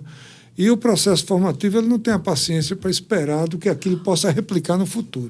Dácio, seria vamos dizer assim, a utopia de uma gestão que não tem essas questões, seria uma gestão... eu estou falando assim, de atividades que você gostaria de fazer e às vezes não consegue, por causa de... não tem público, ou não tem grana. Seria um foco na formação? Sem dúvida. Uma coisa que você gostaria muito de fazer e não consegue ainda articular do jeito que você... A gente não consegue ainda articular dessa maneira que você está colocando, não. Não conseguimos. É uma frustração nesse sentido. Mas a gente tenta driblar essa frustração como? Dentro do possível, a gente vai injetando. Estrategicamente, sabe? Vai injetando e vai fazendo. Agora, o Festival Literário, ele tinha um pouco assim desse processo formativo, né? Não tinha tanto quanto a gente queria, mas tinha também. Algumas oficinas. Exatamente, a gente conseguia fazer. Tem as parcerias, né, que eu acho que a Porque FUNCAT faz. Porque uma coisa que a gente se ressente, eu vou colocar num aspecto mais amplo. Por exemplo, você tem esses marcos legais que sustentam a gestão, né? Então, no nosso caso, eu acho que a gente já avançou muito em termos de marcos legais, né? Eu digo a Secretaria de Cultura FUNCAT. Então, por exemplo, Plano do Livro da Leitura e Literatura. Somos o único município do estado do Rio Grande do Norte que já fez isso lá atrás. Plano Municipal de Cultura com grande discussão. Todas as conferências municipais, inclusive vamos fazer uma agora, novamente, já em outubro, com GTs, com os grupos de trabalho e tal. Carece, tem as dificuldades, as pessoas às vezes não vão e tal, mas isso é a dificuldade que a gente enfrenta. Mas os procedimentos que a gente tem são democráticos e são como tem que ser, divulgando, buscando a mídia, carro de som nos territórios, nas 4 regiões, mobilizando. Se a galera vai ou não vai, é uma outra situação. Se o setorial de música, que deveria ser o mais bem organizado, não é por N razões, não cabe discutir agora, paciência, né? Enfim, mas a gente faz enfim, e conduz dessa maneira. O que eu quero colocar é o seguinte: essa discussão formativa, por exemplo, dentro do que a gente vem trabalhando, do sistema de financiamento para a cultura, que a gente sabe que ali a gente tem várias cadeias constituintes. Tem a lei, tem a criação de uma entidade fundacional, uma secretaria, não é? Aí tem os indicadores, que é outra coisa que a gente carece. Muito. Por exemplo, o do Sol. Super. Você imagina o que é que o do Sol, como festival, produziu, né? E que a gente não tem esses dados, entre aspas, científicos e estatisticamente constituídos. Eu sei pra que vocês sabem né? isso, mas isso é um dever também da área pública. A gente tem saber que ter... qual é o impacto mas a gente precisa de grana para isso. Sim, eu né? tô ligado. Quando eu digo que o carnaval desse ano a gente circulou 127 milhões, é verdade, a FEComércio fez. Mas o Departamento de Estatística da FEComércio não tem expertise específica para fazer isso. Uhum. Quando São Paulo faz previsionado. e Faz na assim, raça, não- na boa vontade, num grande esforço. Mas foi muito mais. Concordo. Então, quer dizer, mas a gente não tem ainda o empoderamento para sugerir, por exemplo, que a gestão central contrata a Fundação Getúlio Vargas para fazer, como Paraty faz no Festival Literário. Para entende? sentir o impacto do jeito Isso que aí é deveria, né? Que deveria. Agora, isso é uma coisa estrutural. Por quê? Porque o governo federal, por exemplo, desde o governo Dilma, cadê a nossa conta satélite? Conta satélite é para você impor, entre aspas, isso é uma meta do Plano Nacional, Sim. que é a 54ª, Sim. algo assim. Que naquela época foi até constituído o quê? O Ministério da Fazenda, o Ministério do Planejamento e da Cultura, para que se imponha ao IBGE para fazer o mapeamento da cadeia produtiva da Sim. cultura, meu Uma amigo. briga antiga. Briga Não muito, tem, isso é um não absurdo. tem, é um absurdo Isso mesmo. é um absurdo.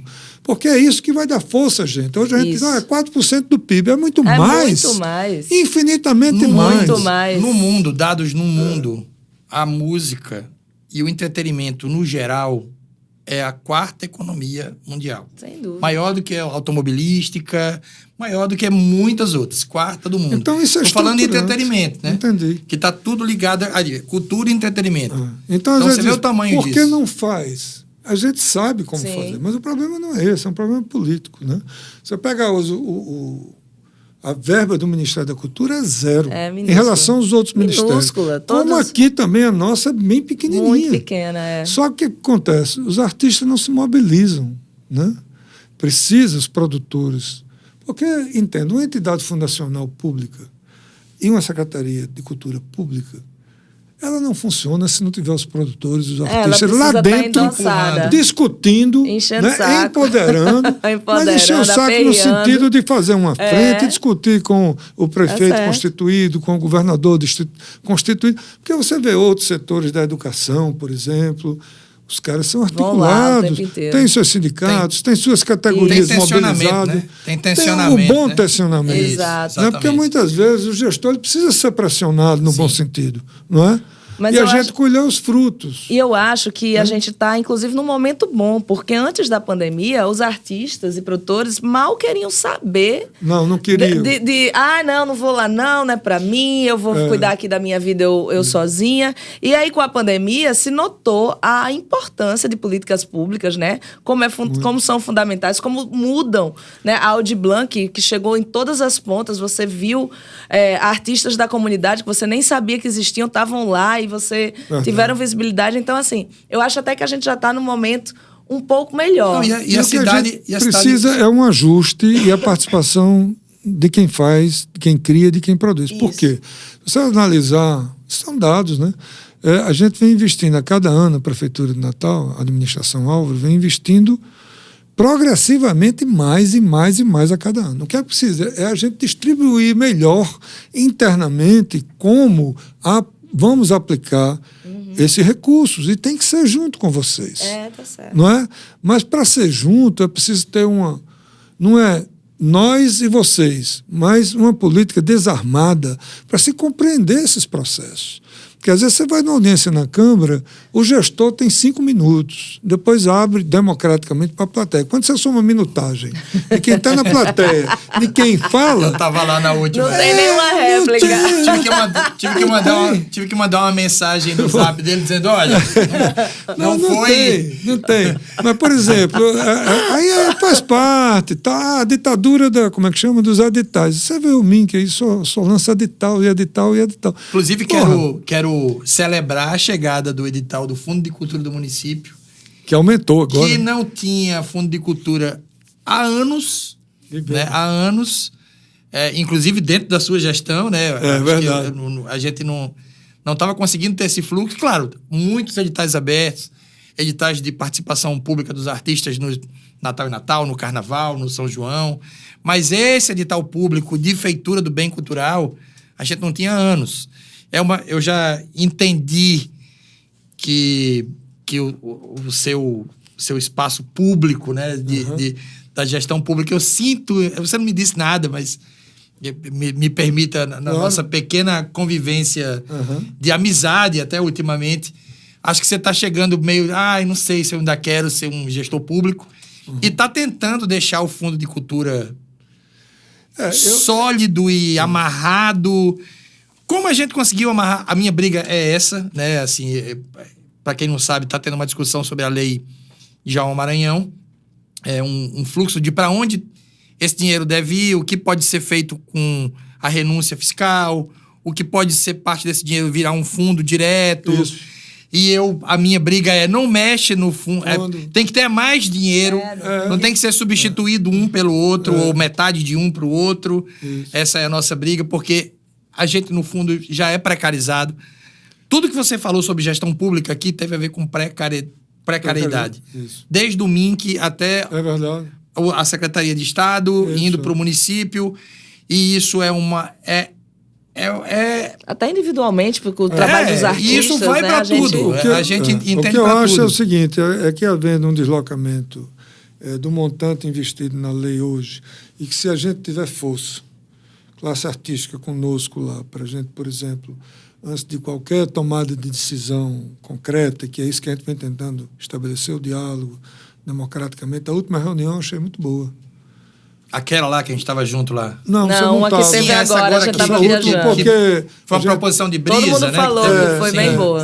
Já foi, tecnicamente, melhorou 90%. Eu vi dos artistas e dos gestores, todo mundo dizendo que a reunião foi boa, ou seja, foi boa. Porque a gente está convergindo. A gente quer a mesma coisa, um fundo sólido, a gente sabe agora, a gente precisa, por exemplo, o que eu sugiro e venho insistindo, é que seja quem for o prefeito ou o governador, a classe artística tem que ir lá dialogar também. Então tem que marcar audiência. Concordo. Enfim, pessoas que tenham um viés mais, entenda-se, mais característico para discutir coisas desse tipo. Sim. Como o audiovisual. Hoje eles elegeram 5 pessoas para discutir com a gente. Exato. Então a coisa tem uma fruição maravilhosa. Cada 15 dias a gente está discutindo, tudo ali, entende?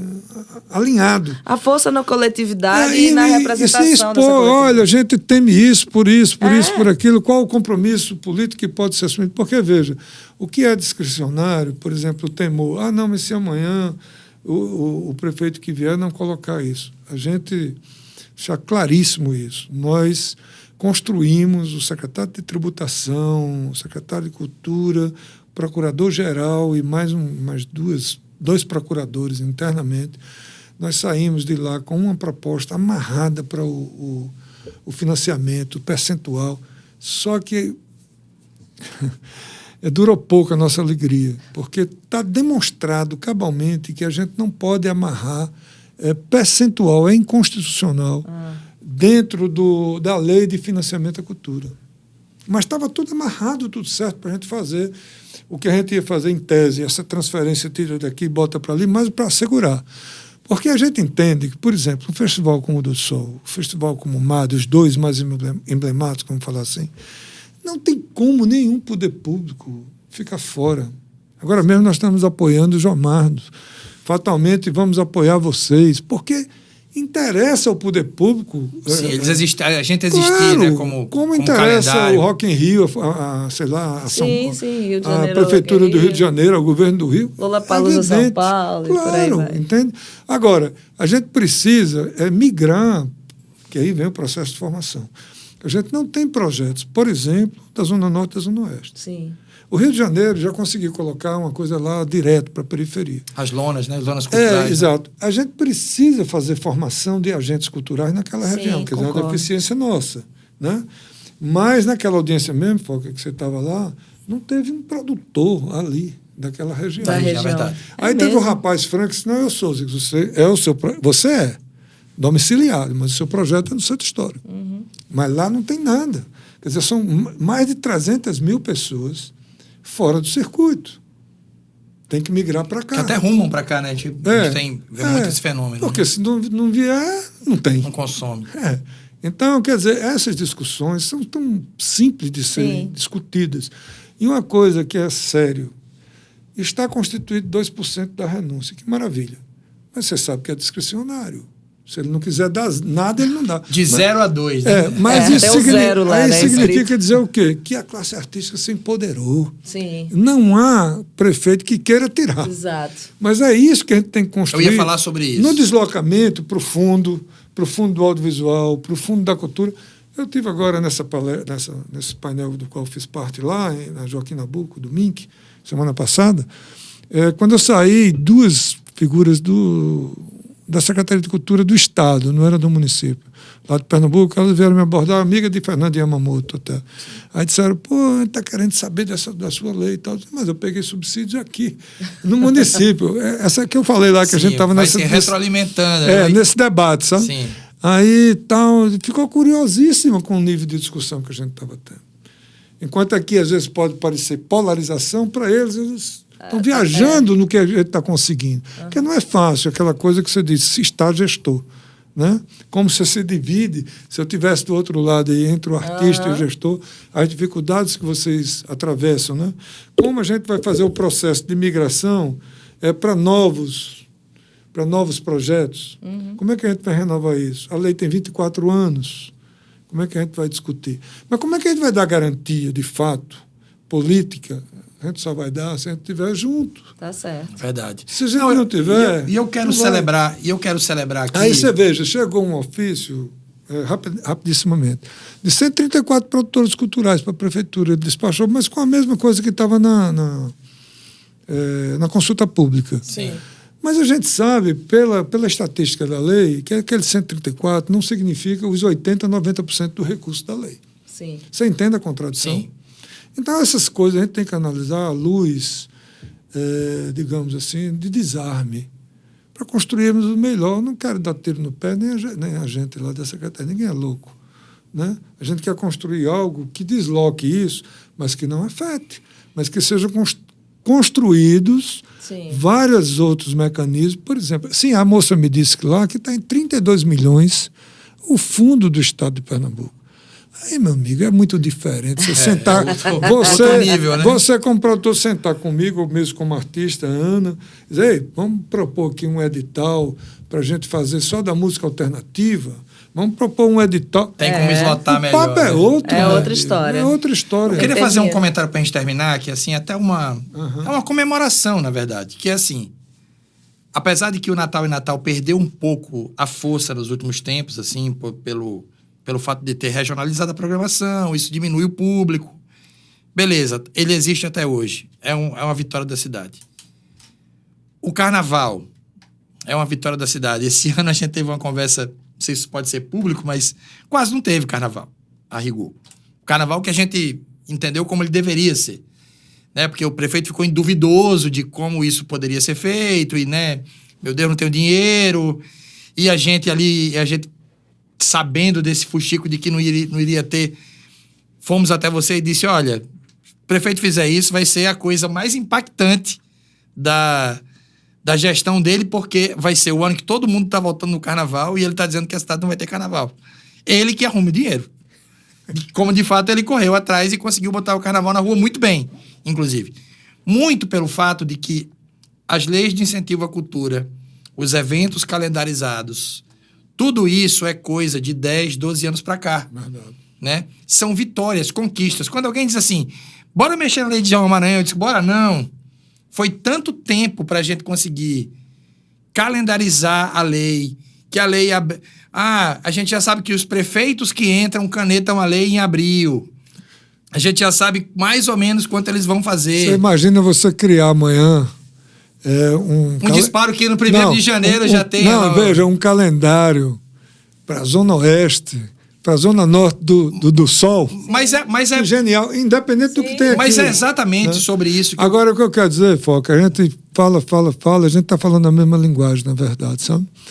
É porque eu digo a você o seguinte, se a gente tiver mobilização, solicita uma audiência com o prefeito, vai lá, Foca, Jomardo, enfim, as representações que forem, estabelecer o diálogo. É isso. Como, volto a dizer, o audiovisual, foi lá César Ferrari, foi Titina, foi João Marcelino, foi não sei quem, a atriz fulana de tal que está no Rio, mandou um vídeo na hora, a gente exibiu dentro do gabinete, lá mostrando a importância, a circulação de capital, blá, blá, blá. Arrancamos R$1 milhão de reais. Entende? Então, quer dizer, esses temores naturais têm que ser colocados. Temos que buscar compromisso. Casa de Ferreira Espeto e Pau, eu não posso tudo. É isso. Internamente. Que a gente precisa do fundo é um fato. Fato. A lei não dá conta da cultura da cidade, muito longe disso. Então, eu acho, quer dizer, na hora que Recife tem hoje 4,2, 4 milhões e 200, somente para o mecenato, certo? Mas garante 14 milhões para as políticas públicas de edital, de fundo, a gente está garantido e num outro modelo. Sim. Entendeu? Que a gente vai poder voar muito mais. Edital de formação. Enfim, Sim. é outro pulo. É outro pulo. Entendeu? Ai, tá tocando porque eu vou ter que ir pro aeroporto. E eu tô com um almoço também. Gente, vocês já viram aqui que o papo é largo, é grande. A gente é muito fã da trajetória de Dácio, sou fanático pela Nação Potiguar. Fiquei mais fanático ainda quando me debrucei sobre o material. As coisas da gestão pública, né? A gente estando aqui desse lado e passando as dores e amores desse lado para o gestor público, termina que isso humaniza, né? A gente Dácio hoje conhece o do Sol melhor, a gente conhece melhor os trâmites do Estado e da Prefeitura. Isso não vem de graça. O do Sol tem 20 anos como festival, 23 como inserido na cultura da cidade, e a gente também aprende a lidar com os processos todos, né? E eles são lentos, as mudanças não são rápidas, mas a gente, como está dentro, consegue ver as vitórias de um jeito mais afastado. E também consegue prever uma coisa não tão boa também com uma certa antecedência. O tal do olho de lince ali fica apurado. E eu quero agradecer a presença de Dácio aqui para falar um pouco sobre trajetória e lugar de onde está, porque importa para a gente o que é que as pessoas que estão tomando conta da cultura da cidade fizeram para chegar e tomar conta da gente como representante da área, né? Acho que o papo do Podástico para essa temporada é fazer exatamente isso, uma junção entre quem foram essas pessoas no passado que pouca gente conhece e por que elas estão ali representadas, né? Por sorte nossa, 2 cargos técnicos, digamos assim. Tanto Marilândia é um cargo bastante técnico, como o Dácio, que tem simpatia pela cultura de cara, né? Não é uma pessoa que está ali indicada de outra área, é um artista, né? Então isso importa. Também. E muito legal ver também o aprimoramento de gestão pública. Isso. Só que com o game ligado, né? Com o jogo andando. O jogo andando. A gente faz esse comentário, né? De como você... Não estou rasgando seda, não. De como você melhorou como gestor público nos últimos tempos, assim. Não agora, nesse último ano, mas... Um aprendizado, né? É claro, e isso é muito... É importante a gente perceber, né? Que a gente pode... Que isso pode ser feito, que pode rolar e tal. Muito longe do ideal. Acho que uma coisa que a gente descobre é que nós somos precarizados. Nós somos precarizados em todas as áreas, da gestão pública, aqui do outro lado, né, nas feituras diretas, nas produções dos bens culturais, é tudo muito precarizado. Eu acho que essa luta sobre a não precarização da cultura, ela é gigantesca, que vai de Lula E ela é coletiva. E muito coletiva. É verdade. Então, é uma briga que a gente não pode perder nenhum minuto. Não vezes, pode perder nenhum. Não pode. Eu acho que às vezes disso. o ranço ideológico às vezes complica, né? Eu acho que a gente vive vários momentos. Essa coisa do identitarismo extremo, seja para a esquerda ou para a direita, isso complica, né? Eu vi Antônio Rizzelli escrever um artigo na Folha que eu achei impróprio. É um cara que eu tenho profunda admiração. Eu considero o maior sabedor da antropologia afro-baiana. É o cara que esteve ali com o Gil o tempo todo no Ministério, com o Juca Ferreira. Mas eu acho que não é o momento da gente estar discutindo esses extremos e que eles sejam impeditivos para o aprimoramento de gestão para favorecer a produção artística. Eu me lembro que quando o Gil assumiu, está lá na biografia dele, Regina Zappa, né, que escreveu aquela. Então, o primeiro ato dele, ele relata, ele foi aonde? A Barretos. Olha só a sacada. E a Manuel de Barros, o poeta. Barretos lá, aquela coisa lá, Sim. sertanejão e tal. Porque ele estava já com a visão da economia criativa em jogo, né? E Juca Ferreira ali como secretário executivo segurando a onda da diretriz que queria seguir. Então, eu acho que a gente tem que não ter preconceito, não ter dogma, mas discutir o que a cultura precisa ser discutida. E se a gente não coletiviza, se a gente não tem grupo forte, não tem voz forte, poderosa, a gente vai dançar, porque a gente já é, por si só, fragilizado. Exato. Né? Porque o sistema dominante sempre trabalhou nessa perspectiva. Total. Então, é isso? É isso. Das Galvão, 2h30 de Podástico. Ixi, mano, 2 horas de papo. rapaz, furei o almoço. Meu Deus. Guardamos o documento. Gente, muito obrigado. Esse foi o podcast Podástico. Dácio, muito obrigado muito pela presença. Muito obrigada pelo tempo, querido. Agradeço, a gente podia falar 4 horas, claramente, né, sobre os assuntos. Valeu demais, a gente fica por aqui, espero que vocês tenham curtido. Valeu, Ana Morena. Valeu, gente, até mais. Valeu, fui!